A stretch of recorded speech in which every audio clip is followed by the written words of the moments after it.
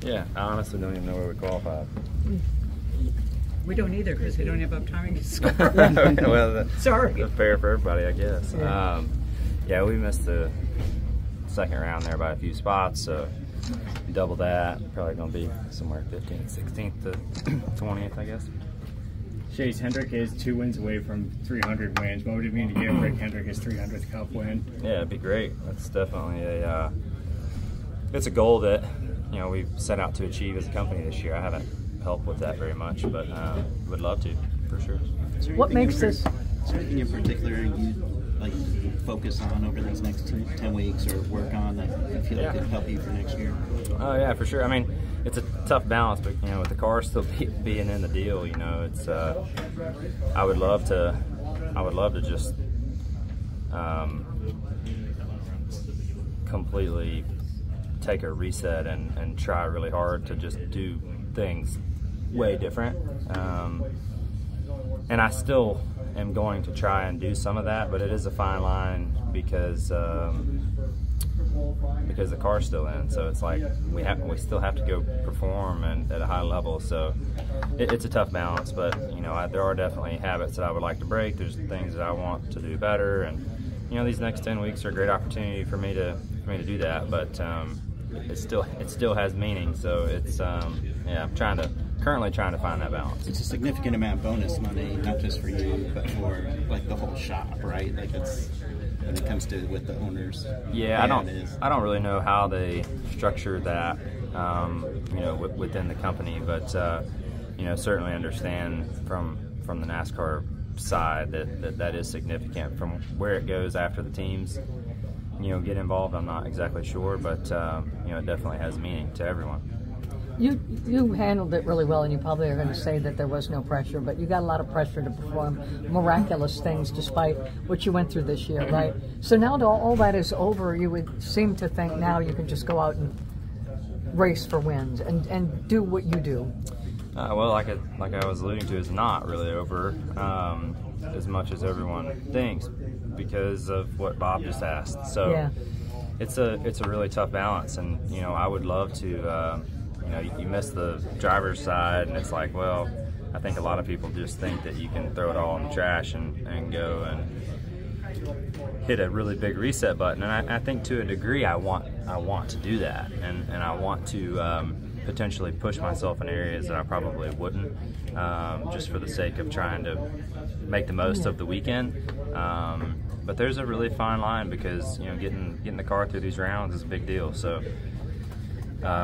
Like I said a second ago, I'm still trying to figure out that balance as we go. But I'm really still treating it like we're in the deal because the car is, and you have to go and bring your best every week to advance it through the rounds. So yeah, we'll see. But every week, I want to. Whether I was in it or not, I'd want to come and try to be better and do better. So we'll see. It's a tough balance. Well, if you reset and you didn't do well, then the pressure would be public. It'd be all that. Not to read all that, but So is there less pressure now, or do you think the pressure is still on now for you? Well, like I said, the car is still in the points, so and it has significant meaning to advance the vehicle and the number through the rounds if you can. No one's going to talk about that much, because if you're not in the drivers, it's irrelevant, right? To most of the outside public, but that's just not the case, and so it's a tough balance because I want to be better. I want to prepare better, for next year and use some of these races to make myself better. But it's not just a throwaway. At this point, we're still racing for something. So you gotta do that stuff in moderation and still try to perform well. Like what did you do to reset after Daytona? I mean, did you just take some time yourself and just kind of no? I didn't do anything different, to be honest. One thing I've learned through this process is life goes on. Life goes on, and there are there are much bigger things than cars going around in circles. Well, that's what I was every saying. weekend. Like, So did you do something fun? Did you do something to relax? I mean, my week was no different than it would have been if we had gotten in last week, or the week before. So it, look, it's part of life. Not everything's going to go your way, and I get it. But I want to be better, and I want to improve. There's just areas that I don't feel like I'm doing a great job in, and I want to make that better. That's it. That's all I care about. Just improving. You've had years in the playoffs where you and your team have stepped it up in the sense of even stepped up from regular season, and everybody talks about how competitive the playoffs are and how difficult it is.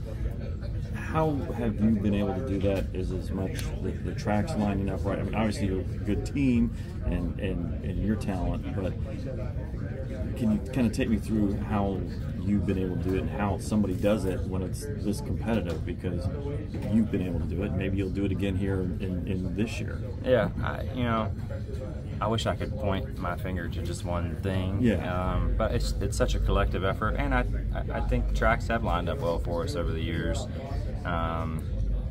So I think that plays a role. I think that plays a role for everybody. Sure. Depending upon where you're going and what your comfort level is there, how well you performed there in the past. I definitely think that can make a difference. But I think it's just a collective effort. Everybody getting to be clicking in all directions and really pulling in the same direction every week, and just building a little momentum. And when you get a little hot streak going, it can go a long way. And that has, that was in the year we won. We were okay, and we got really hot there at the end, and that was what mattered. So those things are important. People will talk, you mentioned the word momentum. People talk about that, but in one sense, the car doesn't know what happened the previous week. So yeah, true. So how do you see momentum? How does it still play a role? Because obviously you mentioned it so much. You feel like there's an importance to it to some degree. Well, I think it's just getting in a good groove. A certain feel you find in the race car one week that could potentially translate to the next week. I mean, those are just, you're creating some repetition, and I think that can go a long way.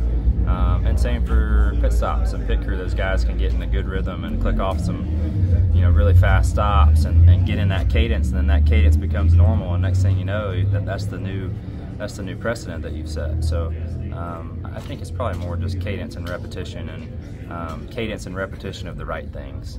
And that can go a long way. And you were talking, Chase, about wishing you could do some things different, but there's that balance there. Yeah. Would some of that be car stuff? Maybe trying different setups and things that you guys normally wouldn't maybe do at the racetrack? No, I don't think so. But again, because we have to try to get the car through the round, so. But if you could, I'm saying. Oh, if you could? Yeah, because you did say you have that balance. If you could. Yeah. Try as many different things as you guys wanted, as you said. I mean, to be frank, and I don't just say this, but I really don't think the cars are the problem. I think I need to be better. You look at how William and Kyle and Alex have run, throughout different points of the season.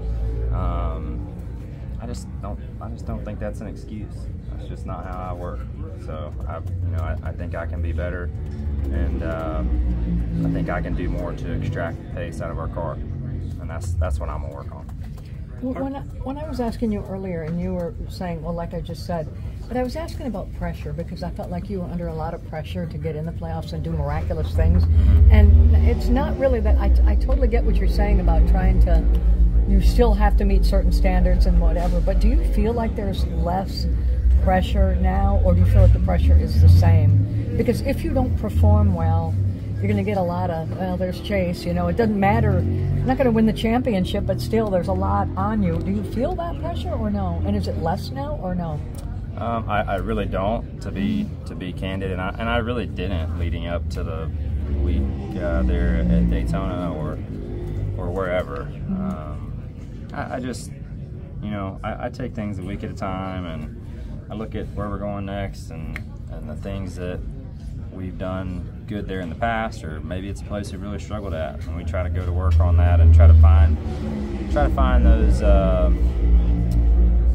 reoccurring themes that maybe have pushed you to not be so good at a racetrack, or maybe things that have. But look, I just take it a week at a time, and you know, the points and everything. It's a really good topic for y'all to talk about. But if I go and just try to be as fast as I can be every weekend, then all that stuff just solves itself, and it's just really just that simple. So. Yeah. The higher you finish, the more points you get. Earlier you that's mentioned just the way it longer works. that way. You know, so Earlier, that's just how I look at it. Earlier you mentioned about a lot of people outside of the sport knowing about the Owners Championship, how important it is. Formula One, they do a great job talking about the Constructors Championship and all that kind of stuff. Is there anything that NASCAR could do to make that more known to the fans, so people can be like, they're a Chase Elliott fan, but they may not fully be aware of how important this is that you are still racing for that title? Yeah. Sorry, he went. I think I got a pretty good laugh earlier, but yeah, I don't know what the best way of explaining that to people might be, but I think that you know, F1 is just so different, right? Because each team has 2 cars, and the points, you know, the cars are combining points for the constructors. That's not really the case for the owners' points in this deal. I think the owners' points was designed in case somebody got hurt. You know, the teams wouldn't be penalized for continuing to field a car. That's how it seems to me, and that happens to be the scenario that, you know, we were in this year. So I don't know that it was even designed to be talked about, to be honest. I think it was designed so that the teams would still get paid the same. You know, even if a driver had to step away for a number of weeks. I don't know that, but that's kind of the way it seems, I guess. So I'm not sure it was really even meant to be discussed. This is Parker Chase. Make sure to hit that subscribe button and check out some of our other videos over here on the right, and be sure to visit frontstretch.com for more racing content.